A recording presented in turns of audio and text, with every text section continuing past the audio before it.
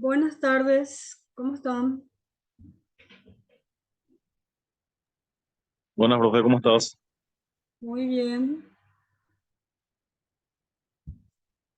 están poquitos hoy. Buenas tardes, ¿Cómo Ariel, estás, ¿cómo profe? estás? Muy bien, profe, ¿y usted? Bien, también. Bueno, como saben, vamos a estar desarrollando el módulo contenidos de la enseñanza, es el módulo 5. Todos nuestros módulos, como siempre les digo, están relacionados unos con otros. En el módulo anterior estuvimos trabajando objetivos educativos.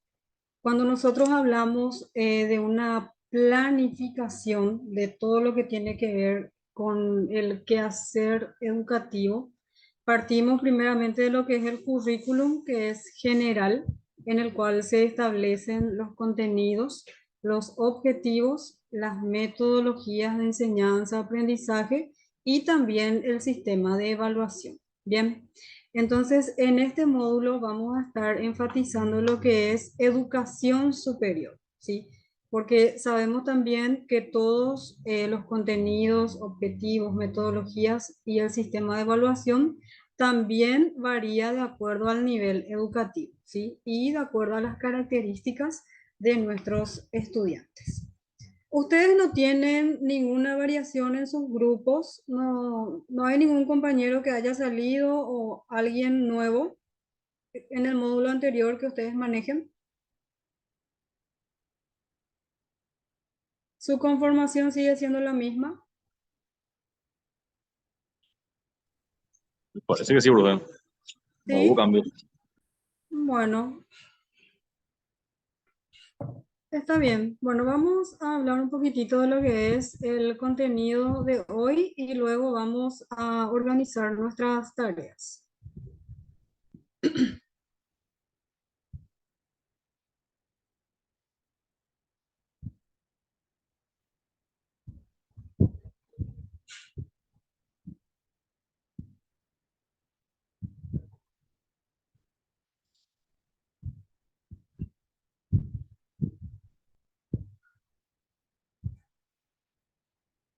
Bien, ¿qué entendemos por contenidos? Díganme. ¿Qué son los contenidos propiamente?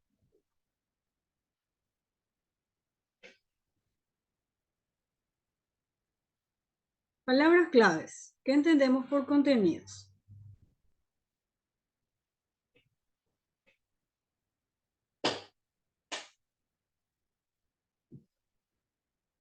Rodrigo, ¿qué entendés por contenidos?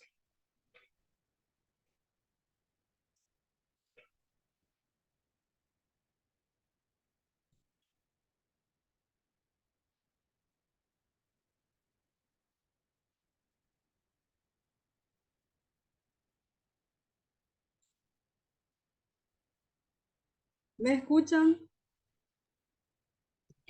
Profe, ¿puedes repetir? Sí. ¿Qué entendés por contenidos? ¿Qué son los contenidos?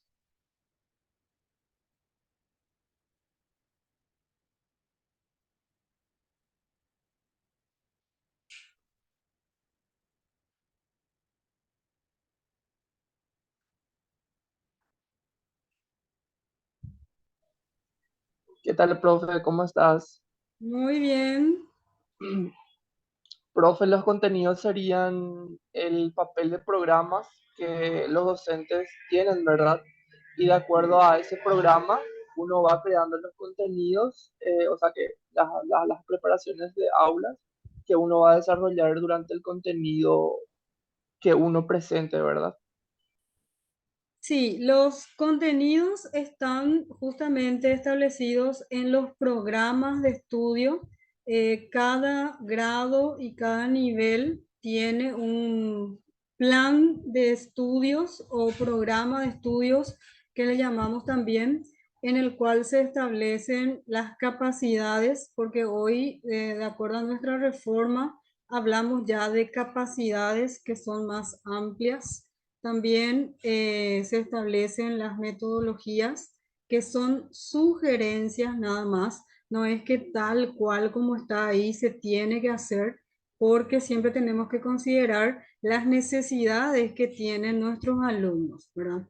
También en el marco del cumplimiento de ese contenido programático, se tiene que considerar las adecuaciones curriculares que tienen que tener en cuenta los profesores. Es decir, todos nuestros alumnos son diferentes, ¿verdad? Cada uno de ellos tiene su ritmo de aprendizaje. Entonces, si supongamos que tenemos un contenido en primer ciclo, por dar un ejemplo básico nada más, operaciones básicas, suma y resta. Bueno, el profesor enseña ese contenido a través de una metodología práctica que generalmente cuando nosotros aprendemos a sumar y restar es a través de la agrupación, ¿verdad? 2 más 2, ¿cuánto es? Bueno, podemos utilizar recursos tangibles como las tapitas, los palitos, incluso los dedos de las manos. Podemos utilizar todos aquellos recursos que están dentro del aula, ¿sí? Cuando nosotros ingresamos a las salas de clase, tenemos sillas, mesas, armarios, ventanas, puertas, incluso podemos contar los zócalos. Todo eso depende de la creatividad que tenga el maestro. Ahora, cuando hablamos de adecuaciones curriculares dentro del desarrollo de esos contenidos, ahí entra en juego, primeramente, el conocimiento que tiene que tener el profesor en cuanto a las características de sus estudiantes, ¿sí? Tiene que saber que Eva tiene algunas dificultades, que Ariel no tiene ninguna dificultad de aprendizaje, que Rodrigo es hiperactivo, que Rigoberto tiene dificultades para terminar las tareas. Entonces, a cada uno de ellos les identifica, da el contenido para todos, pero debe considerar que cada uno de ellos tiene su ritmo de aprendizaje y tiene que emplear diferentes técnicas para que ellos puedan lograr realmente el aprendizaje, ¿sí? En ese sentido es lo importante que tiene que el maestro sepa el contenido y sobre todo manejar correctamente las técnicas para que el estudiante pueda aprender. Esto no se da solamente en niveles de inicial, escolar básica o media, también se da en el nivel superior. Les doy un ejemplo. Bueno, nosotros, ustedes trabajan conmigo la modalidad del trabajo en grupo porque es una forma de enseñar el contenido, ¿sí? A través de eso también ustedes aprenden a trabajar con otros, a respetar los tiempos de los otros, a poder coordinar las ideas, poder delegar tareas. Entonces son varios aspectos que se van trabajando a través del desarrollo de un contenido. Eso también se da, les doy este ejemplo para darle el otro, que es, hay estudiantes que están dentro de esta especialización también, a quienes les dificulta mucho trabajar en grupo. Entonces, ¿cuál es la alternativa que yo tengo para que los estudiantes también tengan los 60 puntos que forman parte del proceso? Bueno, los alumnos me comunican cuál es la situación por la que están pasando, que el trabajo, por cuestiones de trabajo, les coincide y o tienen guardias o tienen situaciones que son laborales. La opción que yo les doy es que pueden trabajar en forma grupal, elaborando, colaborando en la investigación y me envían una grabación a través del WhatsApp en la parte que ellos iban a desarrollar con el grupo. Entonces yo considero la presentación oral a través de ese recurso audiovisual que ellos me envían. La otra opción es que no puede luego coordinar con los compañeros, entonces realiza el trabajo en forma individual y la presentación de su trabajo es individual también. Por eso les mencionaba, ¿verdad?, que cada docente, aparte de tener la preparación, tiene que tener también la predisposición de poder ayudarle a sus alumnos, ¿sí? Eso se debería dar en todos los niveles educativos. Sin embargo, nosotros tenemos casos todavía hasta ahora en nuestras instituciones educativas donde los niños que tienen dificultades de aprendizaje o tienen alguna condición, ya sea TDAH o tienen hiperactividad muy notable o están dentro del espectro autista, son discriminados. Uno, porque la sociedad no está preparada todavía para estos escenarios. El autismo es bastante complicado, tanto para el niño que tiene la condición como para las familias y sobre todo para el entorno que no conoce sobre el tema. ¿Sí? ¿Ustedes saben qué es espectro autista?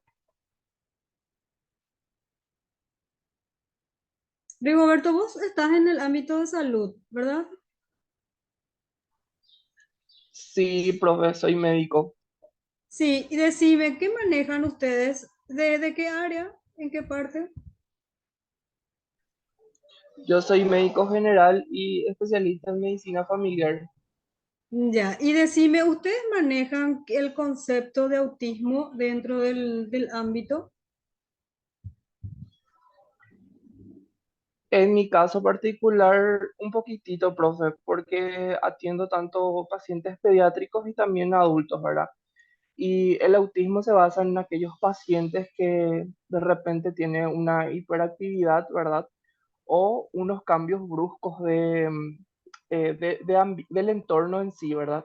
O sea, los pacientitos se quieren estar solos, en un lugar más cerradito, no quiere hablar, o lo contrario, ¿verdad? Habla mucho, es muy hiperactivo, ¿verdad? Con las actividades o en la consulta misma, ¿verdad? Entonces, le querés evaluar, ya sea miembros superiores, ¿verdad? Y el pacientito no se queda. Le cuesta más al médico también, inclusive, evaluarle a ese paciente, ¿verdad? Sí, justamente, no sé si yo había compartido con ustedes mi experiencia. Mi hijo está dentro del espectro, es no verbal y él es hiperactivo. Un segundo que se quede quieto es mucho, ¿verdad? Nosotros trabajamos todo lo que es a través de las terapias, terapias conductuales, terapias con fonoaudiología, terapia ocupacional. Y el punto nomás es que dentro de todos los ámbitos, nosotros profesionales tenemos que trabajar y conocer estos temas que son muy importantes. Es muy oportuno tu ejemplo porque el otro día cuando fuimos nosotros a hacerle un estudio con el tema de las alergias, el doctor, bueno, le hizo la revisión, fue un poco difícil porque no se quería quedar, no quería que le toque, bueno, finalmente le hizo la prueba y tiene alergia al polvo y a los ácaros. Ahora tiene que hacerse el tema ese de las vacunas y me fui, el doctor le puso como una observación que el paciente está dentro del espectro, TEA, le puso y le puso un resaltador y le dije a la enfermera que le tengan consideración porque él es paciente TEA. Y me miró extrañadísima ella y me dijo, ¿qué es eso? Me dijo. Me quedé tan decepcionada y enojada porque le dije, y le dije medio fuerte, es autista, le dije. Entonces, imaginémonos nomás que un profesor no sepa qué es TEA, un enfermero o licenciado, como le dicen ahora, no sepa qué es TEA. ¿Cómo va a poder tratar o lidiar con eso? ¿Verdad? Por eso es importante cuando nosotros hablamos de los contenidos, no solamente saber qué es, sino cómo voy a tratar eso, cómo voy a sobrellevar tal o cual situación con los estudiantes, conociendo la condición que tiene, cuáles son sus características y sobre todo cuáles son sus necesidades. Bien, Entonces, vamos a estar viendo cuáles son los aspectos relevantes para una buena enseñanza de calidad, ¿verdad?, en educación superior. Tenemos, todos nosotros queremos que nuestros alumnos sean críticos, que analicen, que entiendan, que comprendan, pero lo más importante considero que es la contextualización. Varias veces hemos hablado de esto, que la importancia que tiene el buen desarrollo de las clases radica justamente en el resultado, vamos a decirlo de una forma, porque yo puedo estar dando una clase, bueno, los conceptos, quién dijo, cuándo se dijo, quién dijo, en qué momento lo hizo, por qué lo hizo, todos esos puntos podemos tratar. Pero cuando se finaliza la presentación del contenido y nosotros le preguntamos al estudiante, pero explícame con tus palabras, ¿qué entendés? Y si no puede llegar a la contextualización, a inferir o a dar su opinión, quiere decir que es una cuestión que solamente leyó o aprendió de memoria y finalmente no es significativo, ¿sí? Entonces, ¿cómo nosotros nos vamos a dar cuenta si realmente nuestro alumno aprende a través de las preguntas que les permitan a ellos analizar la realidad, ¿sí? La realidad del contexto. Por eso decimos también que no es solamente desarrollar contenido por contenido, es decir, que no solamente le voy a decir, ah, bueno, la materia es todo lo que ocupa un lugar en el espacio y lo dejo así,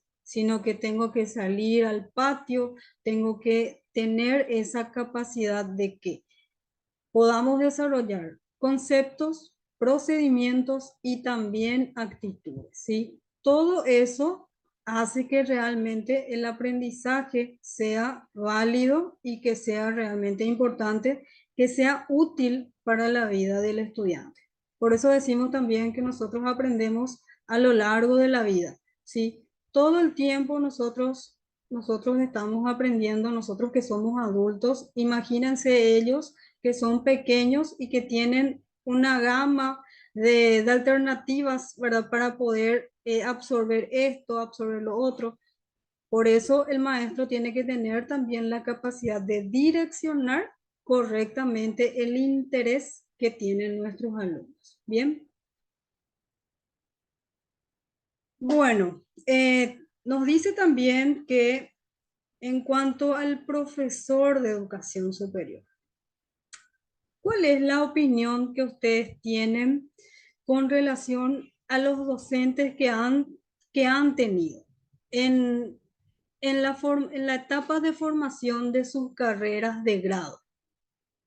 ¿Cuál fue tu experiencia, Ariel, desde tu formación como profesional para que puedas recibirte después? O sea, ¿cuáles fueron tus experiencias positivas y cuáles son los aspectos que vos considerás que tus profesores debieron tener y no tuvieron?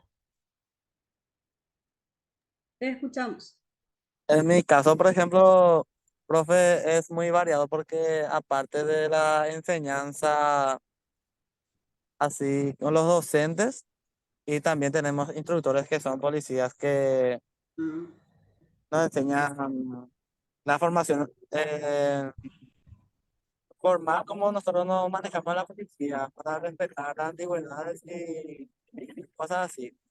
Y en cuanto a mi experiencia con los docentes, la parte académica, muy buena, pero em, hay también muchas cosas que opino yo, ¿verdad? Que en todas las instituciones hay carencia, ¿verdad? De mm, materiales de apoyo, ya sea em, materiales didácticos que puedan ayudarnos para un mejor entendimiento de las materias. Por ejemplo, en nuestro caso, un polígono de tiro, por ejemplo, es muy, acá en Paraguay al menos, En la policía solo tenemos dos, que están en Luque, en la agrupación montada, y en la FOPE. En estos casos, por ejemplo, Explícame qué es un polígono de tiro, por ejemplo. polígonos de tiro es donde se practican disparos y manejo y uso de armas de fuego. Qué interesante. Y justamente es un ejemplo oportuno también, porque nosotros, cómo podemos dar lo que no tenemos? Es lo que siempre digo. Si no tenemos los recursos necesarios para que nuestros estudiantes también aprendan, y más en este tipo de carreras, hace también que a ver, las dificultades sean mucho más grandes, ¿verdad? Y decime, la cantidad de aspirantes también tiene mucho que ver con la utilización de esos espacios, ¿verdad?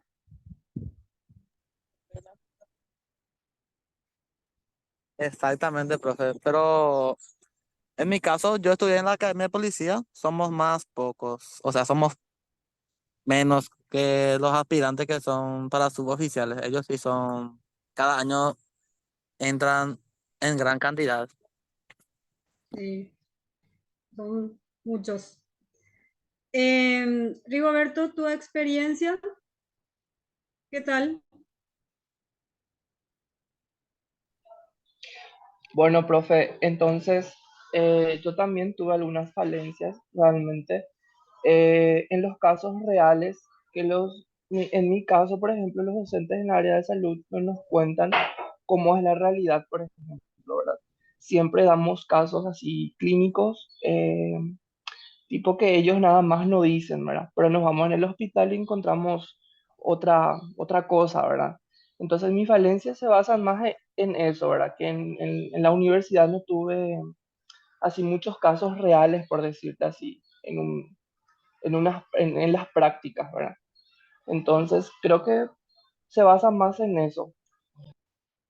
Sí, y coincide también con lo que mencionaba el compañero, ¿verdad? Porque el escenario tiene que ser real, ¿verdad? Como les decía, los conceptos, los procedimientos y las actitudes que si bien están segmentados aparentemente por lo que significa cada uno de ellos, pero al hacerse en forma procesual, eso finalmente tiene un resultado que tiene que ver con el buen seguimiento, es decir, los conceptos, lo teórico, como le llamamos también, que luego lo hacemos práctico y que tiene que estar sí o sí relacionado con la parte actitudinal. Porque recordemos que nosotros cuando somos parte de una carrera universitaria, vamos para aprender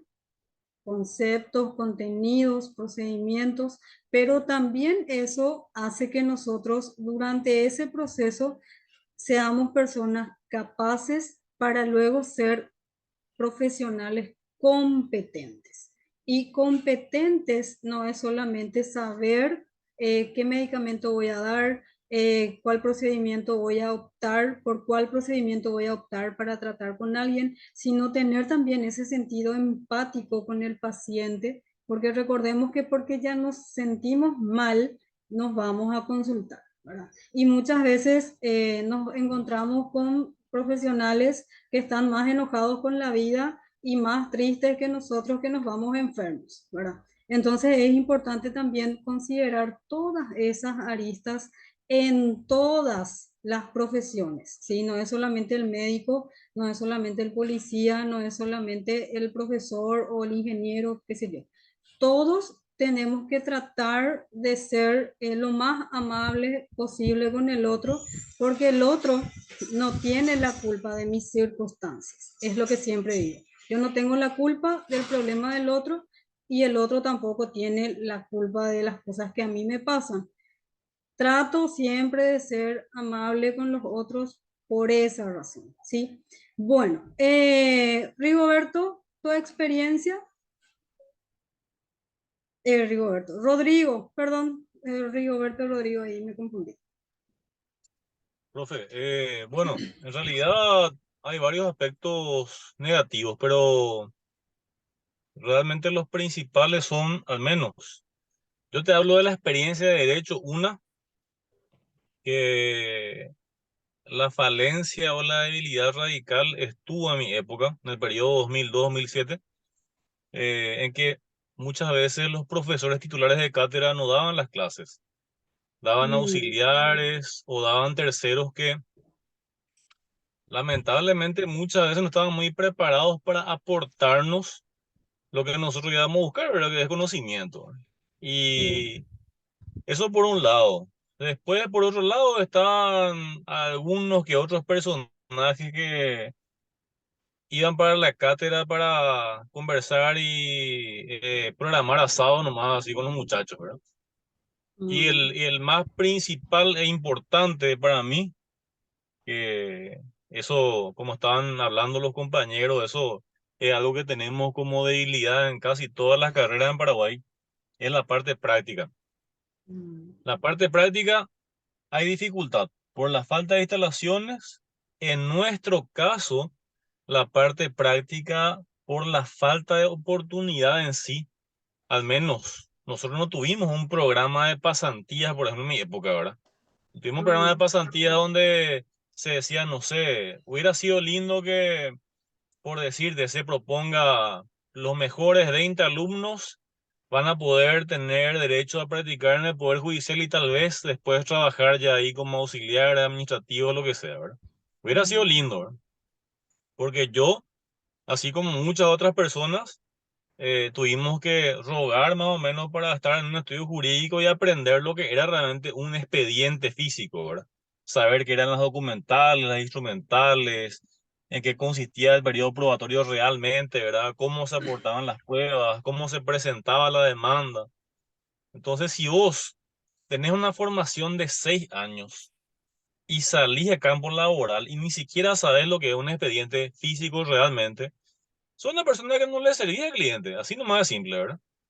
Y por ende, evidentemente que te vas a tropezar y grande y le vas a perjudicar a varios en el afán de aprender. Por suerte, a mí me tocó nomás también, vamos a decir, la oportunidad de poder practicar antes y entender bien cómo funcionaba antes de tener mi título, de tener mi sello, ¿verdad? Y la capacidad de firmar por mí mismo, ¿verdad? Expedientes. Y lo más importante, unir la parte teórica con la práctica para demostrar solvencia a la hora de ejercer la profesión. O sea que, naturalmente, que también se tiene que trabajar con los años de práctica, de trabajo, eso demanda tiempo. Evidentemente que un especialista en un área lo es por los años de práctica y preparación que tiene, ¿verdad? Pero la falencia principal realmente es la parte práctica de instalaciones. Y después la parte de experiencia que me tocó con el alemán en el ISL, ahora que estamos también con el portugués en el ISL, ¿verdad? El Estado no invierte en infraestructura porque imagínate la importancia de un traductor o un intérprete para la sociedad, no solamente para la parte legal, para la sociedad en sí, para las conferencias y demás. No hay, por ejemplo, una materia que sería de interpretación, no hay laboratorio que le llamaría yo, ¿verdad? Laboratorio le llamaban en el Ministerio de Defensa Nacional al área donde vos escuchabas famoso el cassette, donde estaban las grabaciones para completar en el librito este de inglés, ¿verdad? Y así también mm, debería funcionar para la cuestión de interpretación. Debería haber como un material para que vos lo traduzcas y lo interpretes en el momento y después lo vayas transmitiendo a través de un micrófono, ¿verdad? Y te vaya corrigiendo el profesor. Porque esa es la idea de de una interpretación en una conferencia, por ejemplo. Viene un cliente y te dice, yo quiero que me asistas como intérprete. Yo voy a hablar sobre, no sé, las bondades de la yerba mate o de la mandioca o no sé qué historia, ¿verdad?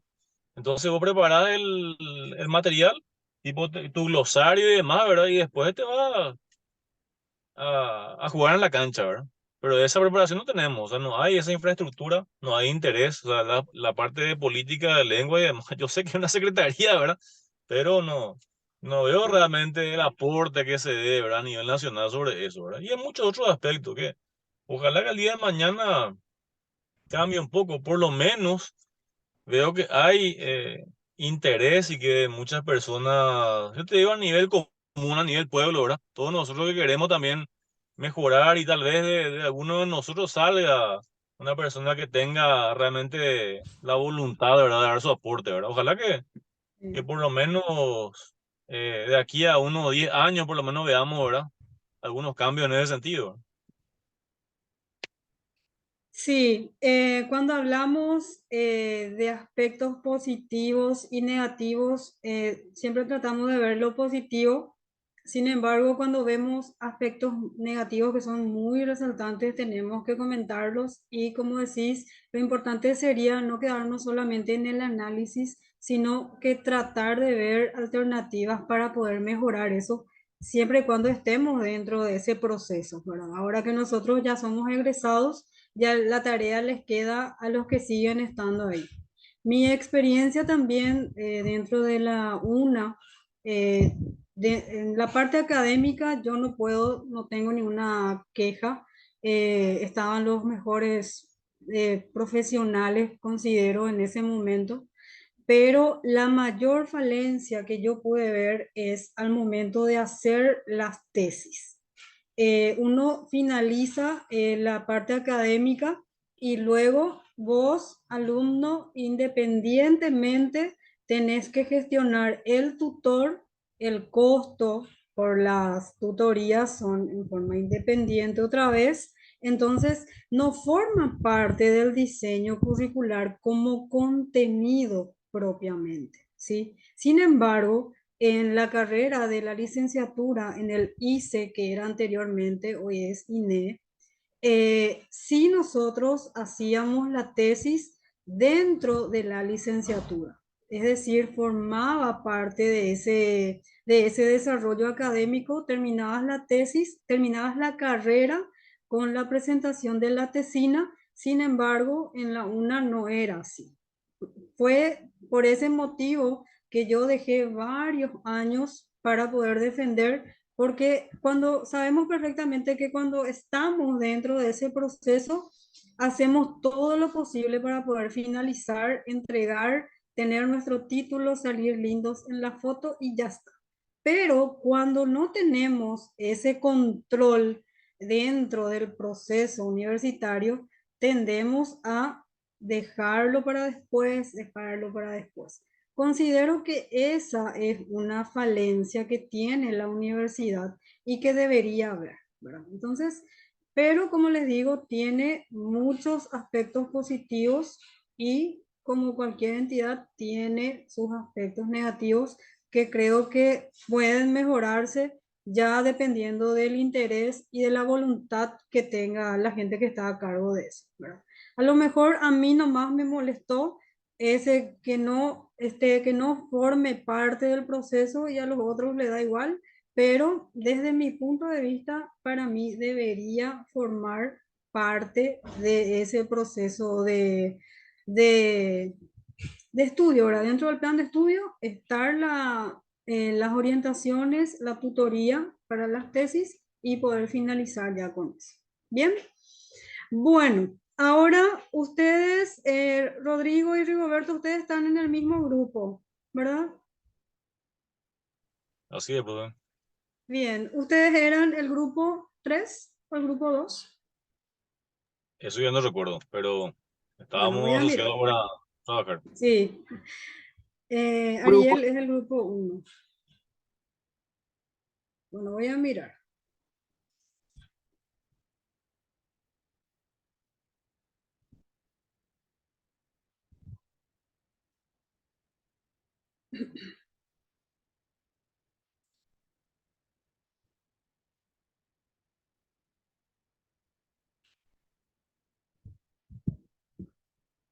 Ay, no encuentro. Bueno, acá no encuentro. Voy a mirar acá. ¿Habremos sido tres o qué? Rigoberto se va a acordar del grupo. Yo realmente ahora mismo no recuerdo, pero tres creo que era. No me el acuerdo porque... Sí, porque grupo había 2 fuimos. sí, porque había otro compañero que era el grupo 3 y que él creo que no llegó a presentar. No me acuerdo tampoco de eso. Un ratito voy a mirar acá, tengo que tener.